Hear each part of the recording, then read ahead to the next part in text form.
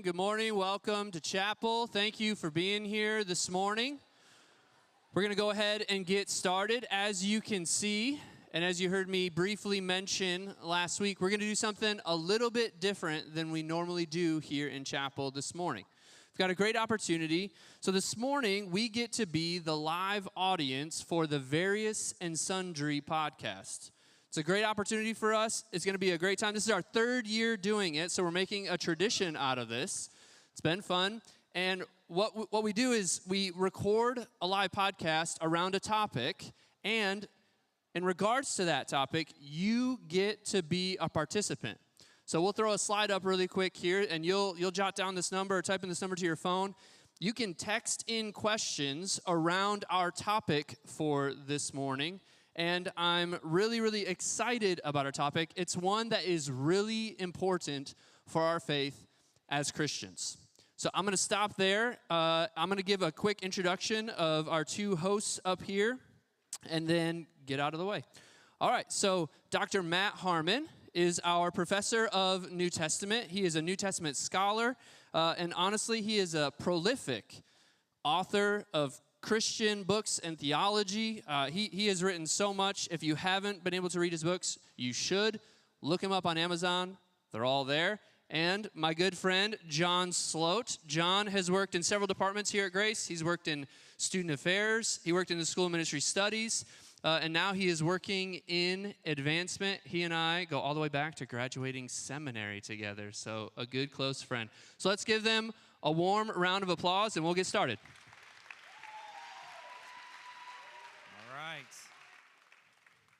Okay, well, I'm going to give you like a 60-second explanation of the podcast, and then we'll start the official recording here. So basically, this podcast is born out of John and I's friendship that goes back many years now. And it started off as conversations in our basement. In your basement, not our. We do not own a joint basement. That's true, yes. Anyway, I threw you off now. Yeah, you did. You're fine. It happens. So we talk theology, we talk ministry, we talk culture, we talk sports, books, travel, and that just was the seed for us starting a podcast. And I think your son who graduated last year said, you guys should do this. He did. I suppose we should give him some credit. Yeah, a little bit. A little bit, yeah. So here's what we're going to do. Here's the format. We'll do the intro. We'll do our sports update. We'll do our main topic. Then we'll conclude with this day in sports history. And then one thing we liked, and then that'll do it. But it's not going to work if you guys don't participate. So we need you to be clapping, vocal, etc. Yes, I'm telling you to applaud for us. Yes. Okay. Yes, thank you. Okay. The recording hasn't started yet, but yes. Thank you. Yes. Okay. So, you ready to do this, John? Sure. Okay, here we go. Starting in 3, 2, 1.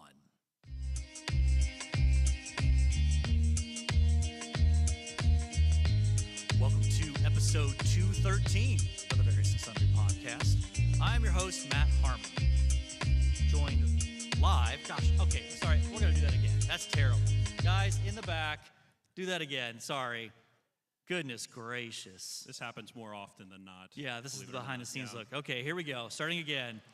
Here we go. Starting in 3, 2, 1.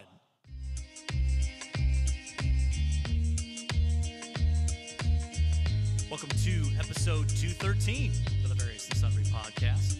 I'm your host, Matt Harmon, joined live from the Manahan Orthopedic Capital Center on the beautiful campus of Grace College and Theological Seminary by my good friend, my colleague, my co-host, and the man who was once the RD of Beta Hall, John Scott Sloat. Doc, what's going on? Yes, well, oh my goodness. As you can tell, yes, we are in front of a live audience here in chapel. This is the third year that we've done this. Yeah, it's fun every time. Yeah, I don't know what else to say about it. It's a good time. It is, though. I've got a beef.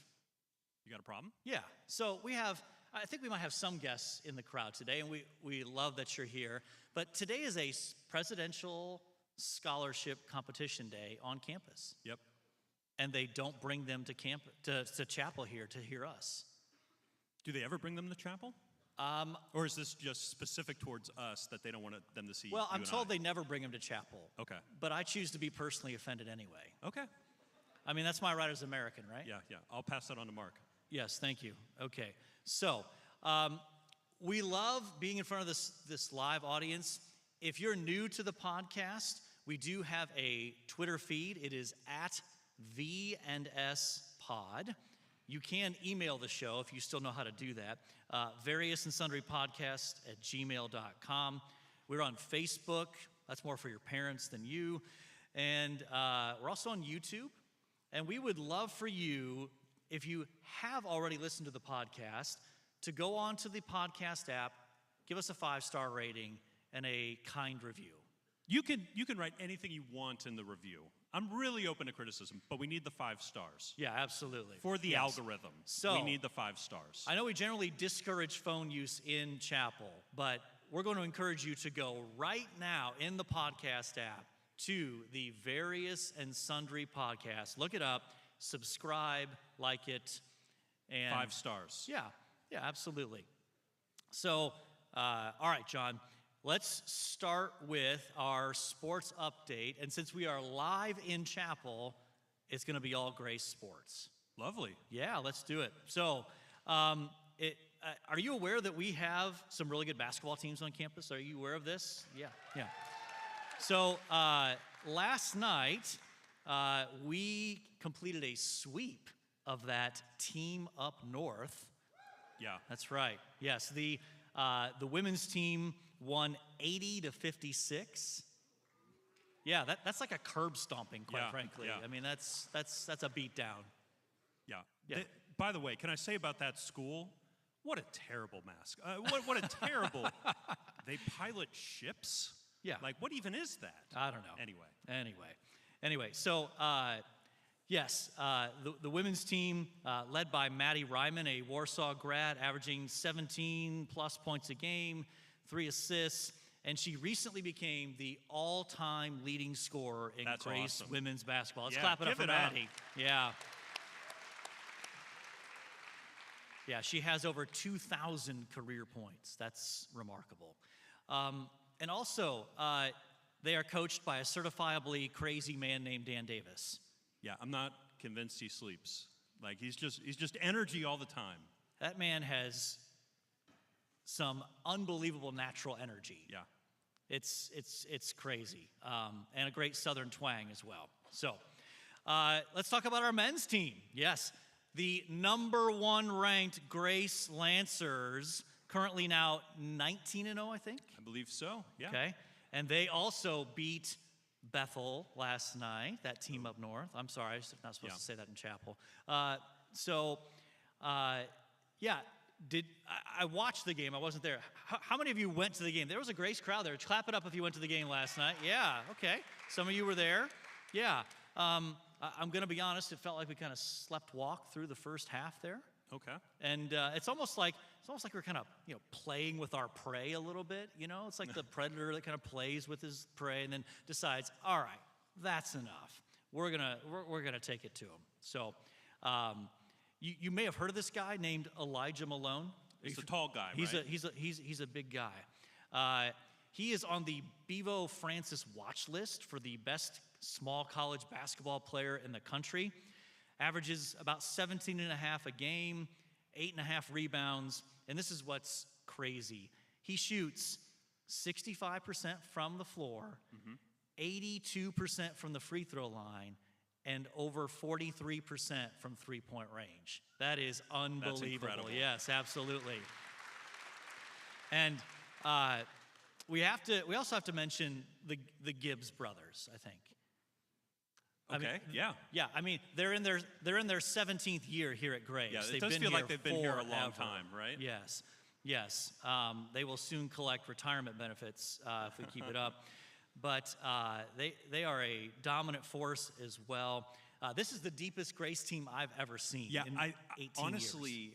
I think it's the deepest team since I think the coach was the point guard. That might be for it might the be. team. They've got a legit chance to win it all. So that would be exciting.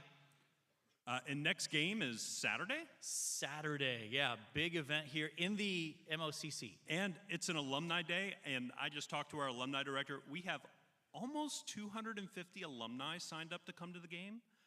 We're hoping for over 300 alumni, plus all of you at the game as well, so it should be a ton of fun. Absolutely, great environment. So, all right, John, time for our main topic here. What are we talking about today? We're talking about the local church and why it's important. We are, yeah. So this is our third time in chapel, and the first year we talked about dating and relationships. Yeah, that created some buzz. A little bit, yeah. Yeah, I told the story of how I started dating my wife. That was a crowd favorite, yeah. Last year we talked about finding God's will. Yep. And now this year we are talking about why the local church matters. So, John, why this topic? Besides the fact we need content. Yeah, we need content, first and foremost. And Brent told us we couldn't just come up here and talk. We had to have something. But really, the definition of the local church is an important thing. It's important in Scripture, right? All the letters of Paul we see are, for the most part, written to churches or to leaders of churches. And so it seems to be really important in the New Testament, and it's something where there's a lot of question marks around the local church today. Yeah. So I think one of the key things, and Brent does a great job of emphasizing this, but I think it's an opportunity for us to chime in and echo it, is that chapel is not intended to be a replacement for the local church. It's a supplement, no doubt, but it is not intended to replace the local church. It is a good thing. It's a great thing, yeah. But why? Why is chapel not the local church? Well, there's just something unique about the gathered local body of believers that are committed to each other in fellowship, who gather weekly for worship, to hear God's word preached, to pray, to sing, to give generously. And again, as great as chapel is, this is not intended to replace that. I would add to that, the local church has ages that are all over the map. Yes. We don't really have that here. What? I know Dr. T. Van's in the front row over here, but we do not have ages. We do not have a ton of gray hair in the room. That's true. So we need ages all over the place. We need some sort of leadership structure. We need some sort of ecclesiology. We need something that chapel doesn't provide for us and isn't intended to provide for us. Yeah. So I wanted to ask you about your experience as a Grace college student. You're a Grace grad, both undergrad and seminary. Let's talk about undergrad days first. Okay. What was your experience like in the local church? So I have a vivid memory of my freshman year. I was talking to a guy, and I've told this guy this story at this point, but a guy named Matt Baldwin. He was a senior when I was a freshman, and I ran into him out here on Beta Field, and we were just talking, and I was mentioning that I'd like to be an RA or a growth group leader, you know, something like that. And he goes, "Those are good things, but I made a decision that I was going to be in the local church in some sort of capacity serving." And he really made a case for it, made a strong case for it, and that has always stuck with me, that I wanted to be a person that was, or a Grace College student that was committed to the local church. And so through undergrad for me, I was serving in a local church. I was teaching junior high Sunday school. I was setting up and tearing down chairs regularly. I mean, I was at church as a Grace College student probably at least twice a week, including Sunday morning. So my experience was a little different. I went to Ohio University down in Athens. One of the top party schools in the country. It is, yes, it is. I went to be a sports broadcaster of all things. Yeah. And this is as close as you've gotten.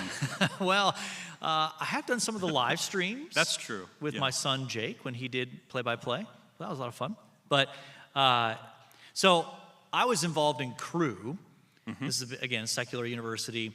And one of my regrets, honestly, is that I was not more involved in the local church, that I essentially treated Cru as a replacement for the local church. I still went to church every Sunday, but I didn't get plugged in. I didn't get involved really in any meaningful way. Could you give 30 seconds on what Cru is? Yeah, so Campus Crusade for Christ, it's a campus ministry, meets on college campuses around the country, around the world, and they've abbreviated their name to Cru. So, yes, thanks for catching that. I get into that mode where I assume people know about Cru. Most people probably do. But, so from your own benefit, like think back to your college days. Okay. What were some tangible benefits from being involved in the local church that you experienced? So one of the benefits for me was I was a ministry major. I was invited to be a part of elder board meetings. I wasn't allowed to speak or to vote or anything like that. Okay. But I got to be able to hear about real people with real problems in our church. So I'll never forget, it was actually in the springtime, but we had weather sort of like we've been having the last couple of weeks, a lot of rain, a lot of snow, a lot of moisture just everywhere. And I remember one of the big prayer requests we talked about was local farmers losing crops, having their land wash away. And that's just something as a Grace College student taking Christianity and critical thinking that I was just not thinking about. Thinking about the guy whose livelihood is baked into how much water falls from the sky. Yeah. And so being able to work with those people, or I think of another family in our church that I got connected with at the time where they had 3 kids on their own. They had done a next to kin adoption, so they adopted, I believe, his sister's daughter. And they realized in the midst of this that she had 3 other kids in the foster system. And being able to pray through that, they ended up adopting those 3 kids. Wow.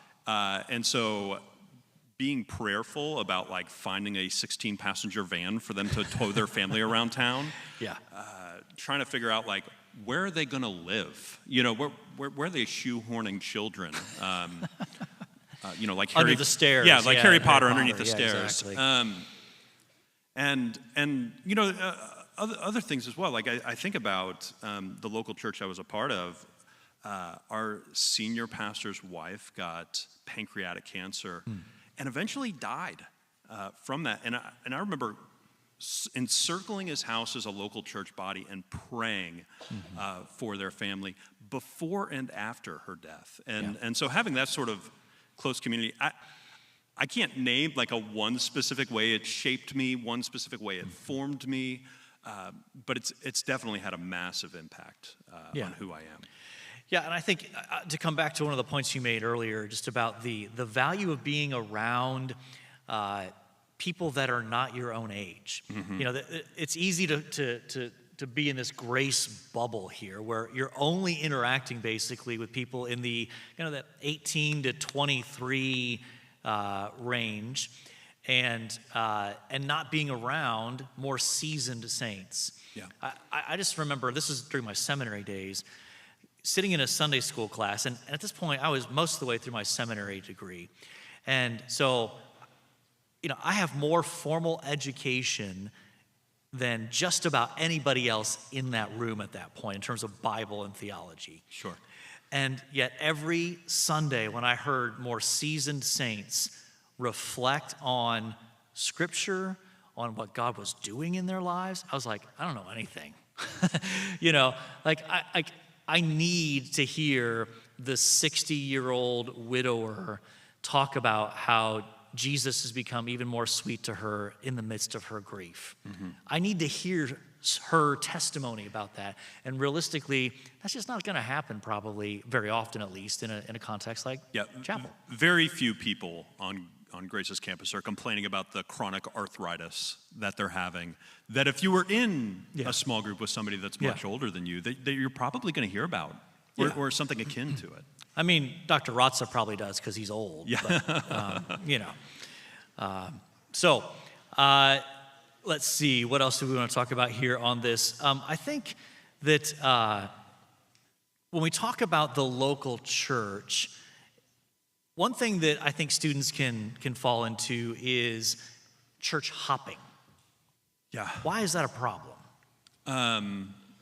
Well, I mean, I think we're supposed to be members. We're supposed to be participants. We're supposed to be together. We're supposed to be in this arm in arm. Yeah. And hopping around from church to church, or frankly doing virtual church, is not being linked arm to arm with people. Yeah. In a church hopping scenario, and I'm not necessarily saying this is you if you're doing this, and there is a time and place to be searching for a church and to go around town and visit, the greatest hits of churches that Warsaw, Indiana has. But, once you settle on a church, get in, lock arms, be with people. It's going to change your life. Yeah, I think that there's a place, especially, I'm thinking of our first-year students here who come to town, they're new to town. It makes sense for them to visit a number of different churches multiple times to get a sense of, okay, which church is going to be the best fit for me? I'm more thinking of the student who has been here multiple years and, for 3 weeks we'll go to church A, and then another 2 weeks we'll go to church B, and then 1 week we'll go to church C, and then hop back to church B, and then a couple weeks at church A. That's the kind of thing that I think is ultimately unhealthy. And I think in church hopping, there's also this is about me and being entertained at some level. When our vision for going to church, when we're entering in those church doors, when we enter a worship service, being able to look at this as an opportunity to worship the triune God, to hear his word preached, and to connect with the people around us. That really needs to be our focus going in. Yeah, and I think there's just something, and again, what we don't want people to hear us saying is, from a sort of almost legalistic perspective, you have to go to church. That's not the angle we're taking here. The angle we're taking is, you should want to go to church, and you have the opportunity here in this context where there are multiple good options to not just attend church like it's some box you're checking off on your spiritual to-do list, but as we've been talking about, to get involved, to get known, and to know other people in the body of Christ. I love seeing college students get involved, whether it's serving in the nursery or in other practical contexts like helping out with the youth group, or Worship team, yeah, or even like, here's a church work day, we're gonna trim bushes and that sort of stuff. Like, there are a lot of opportunities to get involved in the even local showing church. up to a Sunday school class with their Bibles open before the service starts. Now that's asking too much. Yeah, I mean that's getting up at 8:30 extra instead hour of of sleep, 9:30. man. Yeah. I hope that part of what people hear from us is our love for the local church. That there's something unique about the local church, that when the body of Christ gathers in a local setting like that and hears the word preached and sings together and prays together, there is a very real sense in which it is like we are being transported up into the heavenlies at the same time as the heavenly hosts are worshiping God as we are.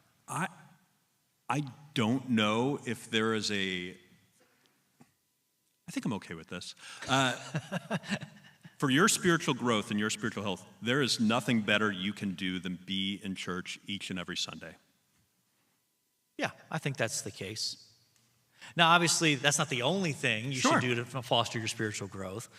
But I would argue, I think you're probably right, that it is the most significant, consistent spiritual discipline you can do. And it's corporate, and that's the thing. In one sense, it's easy enough to read your Bible on your own, pray on your own, but there's something about being around other believers. I love it when I say something bombastic and you have to hedge a little bit. Like, yeah, you're probably right. That's but there's my job. a chance you're wrong, and I just want to cover my bases. So I appreciate that. That's how this dynamic works. You say flamboyant things, and I reel you in. That's exactly how this works. So Okay. I think, is there anything else you want to mention before we ask Brent, the voice of God, to give us questions? No, go ahead. Be Rent. Lay it on us. All right. I have a few questions here I can send your way. We'll start with the first one. What to look for? You talked about being involved in the local church, not church hopping, all that stuff. So what should they look for in a local church? You want to start or you want me to? Yeah, I mean, there's an organization out there called 9 Marks, and basically that comes from 9 Marks of a Healthy Church is the name of the organization. I don't want to name them all here, mostly because I can't remember them all, but go to their website, have a look around, and check out the 9 Marks, and evaluate based on those 9 marks. That'd be my encouragement. Yeah. So I would start with, obviously, you want to make sure that they preach the true gospel. So you want to make sure that they are faithful to the gospel itself. I would want to encourage you to look for a strong, faithful preaching ministry, where the preachers faithfully teach God's word and apply it to people's lives. Also, looking for worship. And now again, here's where I think you got to be careful, that you want to make sure that I think the songs are faithful and true.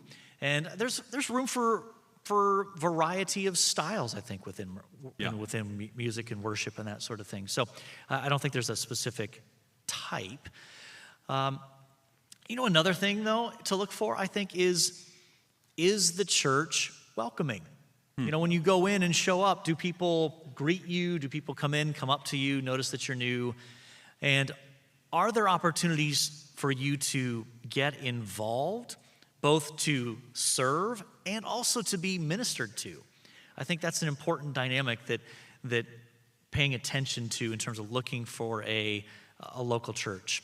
This is not quite as high on the priority list necessarily, but I think a good sign if there's a diversity of age ranges and economic statuses and even ethnic backgrounds potentially, depending on where we're at here. I think that can be a healthy sign of a church that is focused on the gospel and not just oriented towards one specific demographic in a community. Yeah, I think that's fair. Yeah. All right.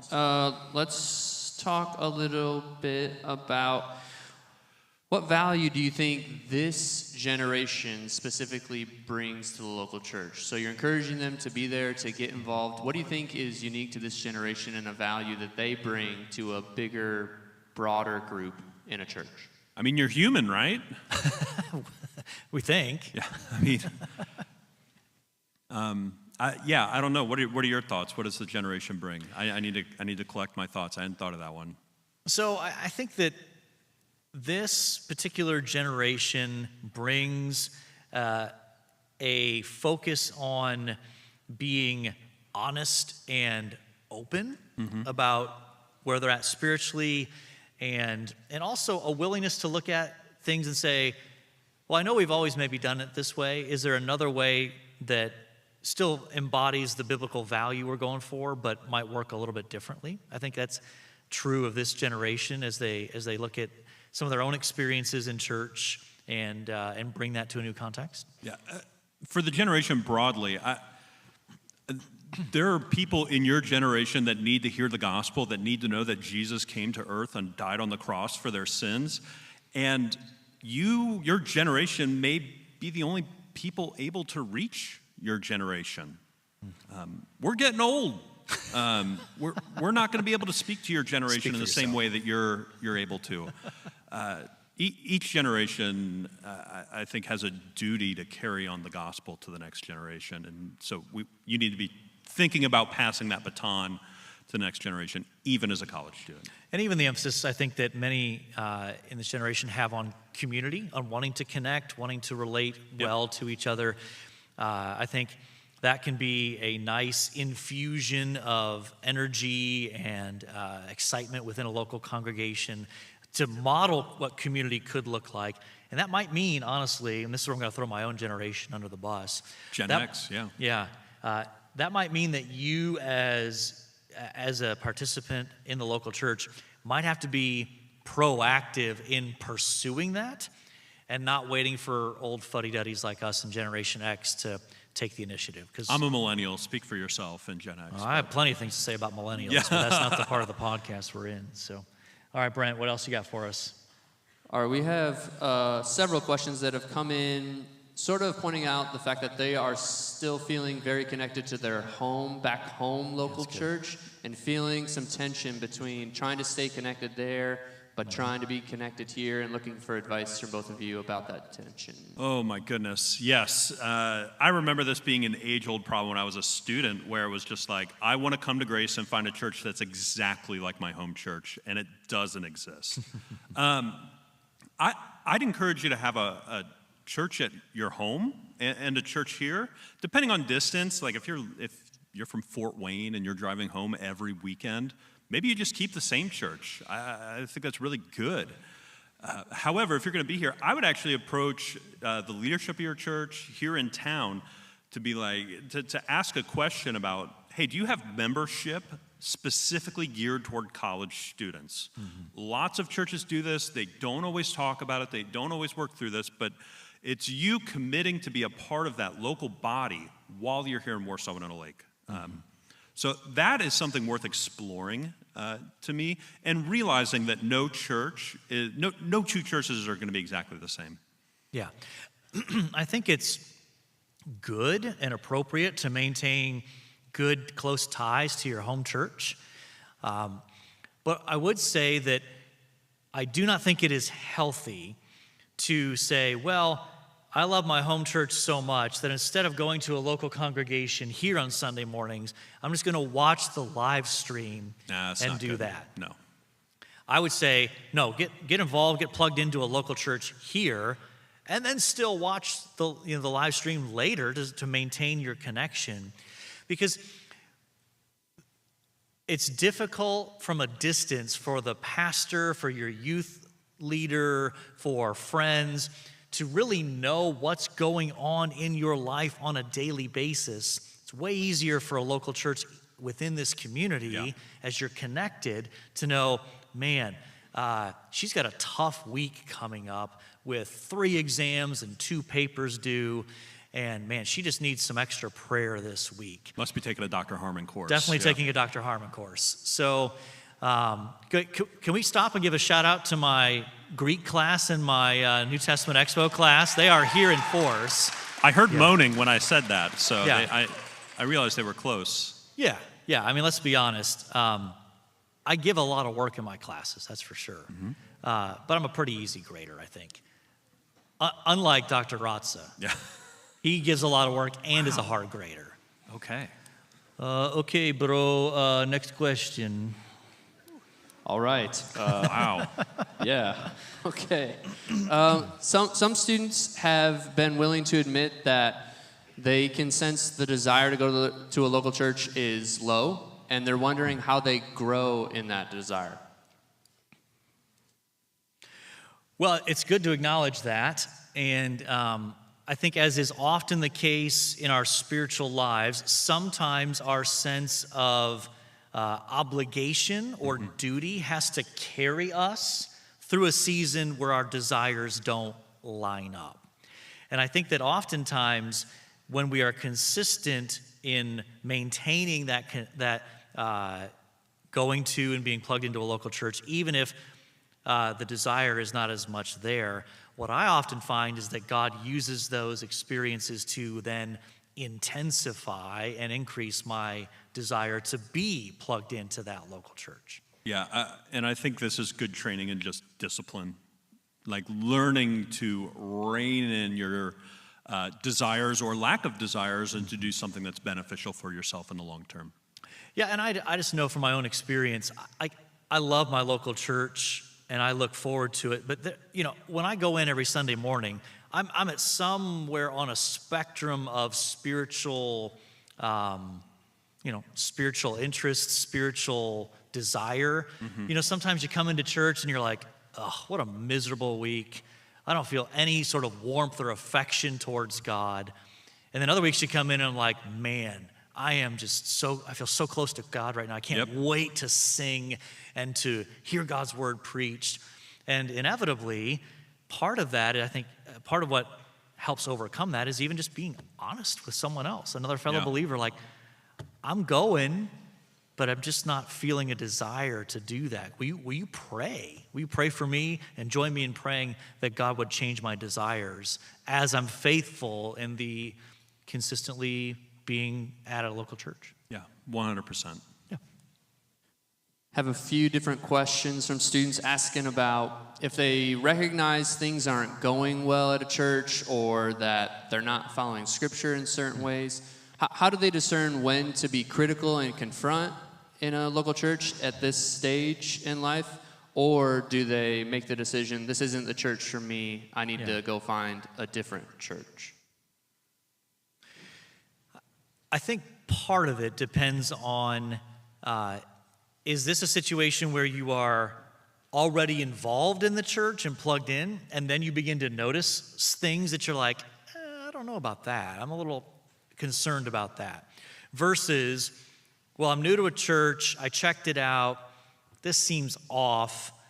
Like if it's that, then that might be consideration for, well, maybe I need to keep looking for a church that's a better fit or is more faithful to the gospel. Yeah, and if it is a church you're involved with and you're like, boy, we've taken a hard turn or we've uncovered some things that really seem unhelpful and untrue, I would encourage you at this stage, at the 18 to 22-year-old age, to humbly and kindly go to your pastor and just be like, what's going on, bro? You know, what's happening?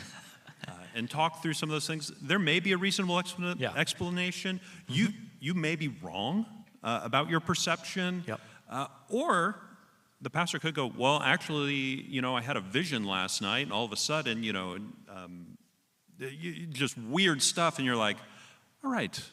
Check, please. Yes, we're going to get out of here. So, yeah, just to add to that, I think that it is right and appropriate to approach leadership with questions and concerns, but a lot matters in terms of how you do that.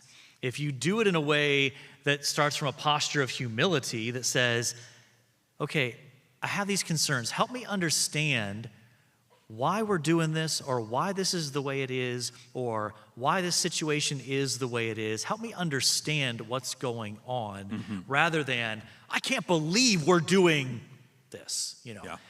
And what I would hope, and this is actually another sign of a really healthy church, if the leadership hears you out when you approach them humbly, that's a good mark of a church in terms of humble leadership that's willing to hear potential criticism or get feedback that's not positive.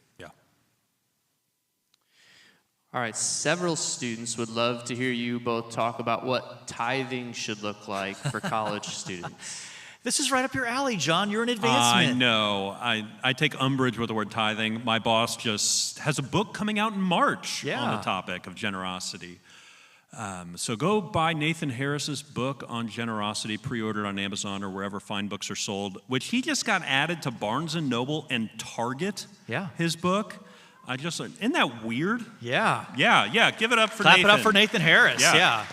I don't think he's here. He would shout if he's here. But his book is green. Is on generosity. It's great to kiss up to your boss in front of the whole. That's true. I didn't think about that, but you're right. There's probably a good move on my part. Dr. Flam endorsed it as well, so just really going up the chain. So did I. Yeah, you did. You wrote an endorsement. I wrote an endorsement for it. He did not ask me to write an endorsement for him, believe it or not. That's shocking. Okay, well. But Brent, could you just repeat the question? I am If we could get back to the question, that'd be great, John. So the question is, what advice do you have, or what thoughts would you offer for these students about tithing in their current stage of life? So I want to talk about giving, not tithing. So we can have a debate on whether tithing is a command for the Christian. It's not. Okay, settled.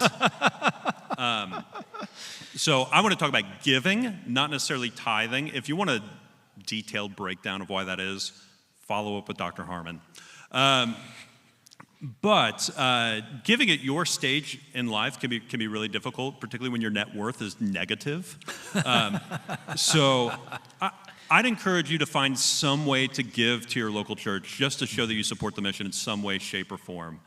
And I would make it monetarily as well. So $5, $10 a month, $2 a month. Those things matter. Yeah.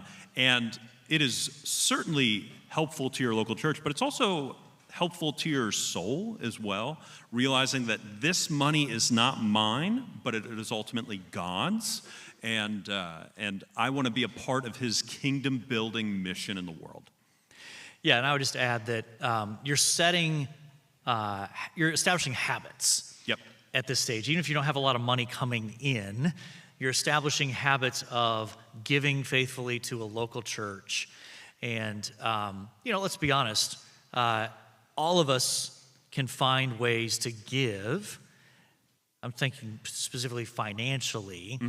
And Jesus did a whole teaching on highlighting the widow's mite, this very small amount of money that she gave, even though she didn't have much, in comparison to these wealthier individuals dropping lots of money into the offering box. And so it's not about the size of the gift, it's the heart posture behind it. That's right. All right. I think we need to move on, John, to wrap up. Oh, okay, yeah. So if you have more questions, you can come up to us after chapel, but time now for This Day in Sports History. All right, This Day in Sports History, January 25th. We're almost through the first, 1/12 of the year gone. Almost. Now, normally we have like a list of like 5 different things that happened in the sports world, from football, basketball, baseball, cricket. Yeah, we do cricket. Yeah, strange fascination with cricket. Cricket's lines do not form sentences. No. Any cricketers in the audience? Any cricketers? Okay, I heard a woo. A woo, okay. A singular woo. Okay, so this day, January this one 20th. we're going to focus on Grace sports history. January 25th, 2014. A decade ago. 10 years ago today. Gosh. Duke Johnson scored his 1,000th point during an 87-82 win for Grace against that school we don't like. Yeah, let's clap it up for Duke Johnson. You guys are too young to have remembered him, but he was great. He was terrific. He had an older brother, Kyle Johnson, who we called KJ. Yeah. And he played with Scott Moore. Yes. I don't think Duke ever did. No, I think Duke was too young. Scott. Yeah. I remember Duke playing, when we went down and played IU, kind of like we did Purdue this year. Yeah.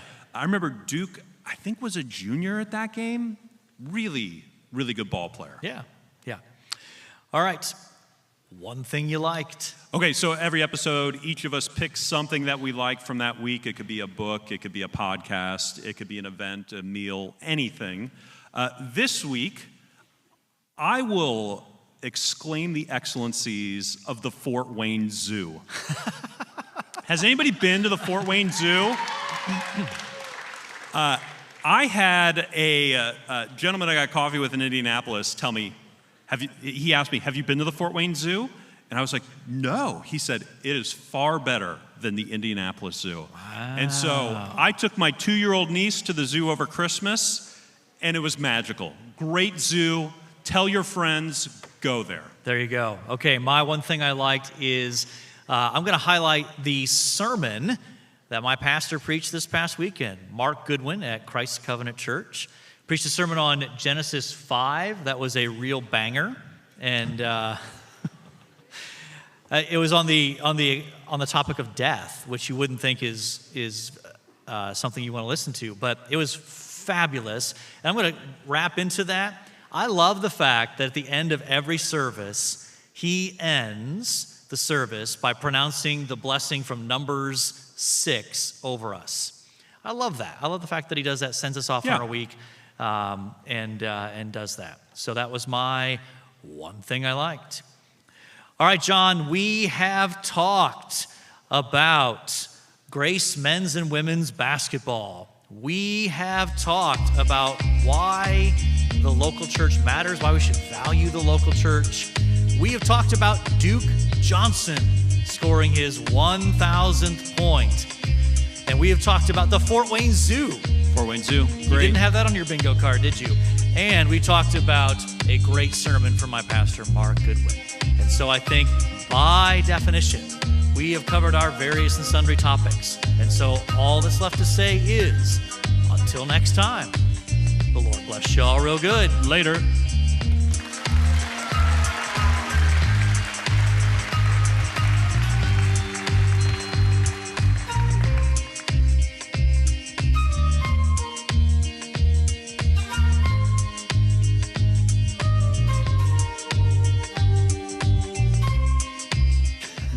Hello? There we go. There we Hey. go. You're All right. dismissed. Get Thanks out for of here. coming. You're dismissed.